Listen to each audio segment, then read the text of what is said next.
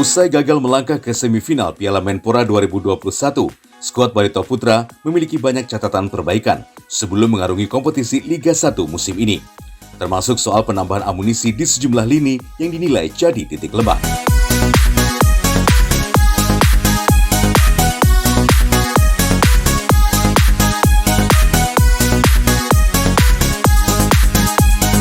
Menurut CEO Barito Putra Hasturyadi Sulaiman, pihaknya masih menunggu catatan evaluasi dari tim pelatih agar pemain yang didatangkan betul-betul efektif dan sesuai strategi permainan. Kami menunggu dulu evaluasi dari tim manajemen dan tim pelatih ya. Dalam hal ini Pak Mundari dan Coach Jajang Nurjaman, hasil evaluasi dari turnamen pramusim Piala Menpora yang lalu.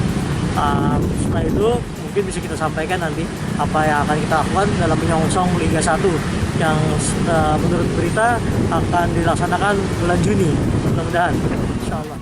Selama menjalani laga pramusim, tim Laskar Antasari yang mengandalkan skuad muda belum mampu konsisten menjaga performa permainan.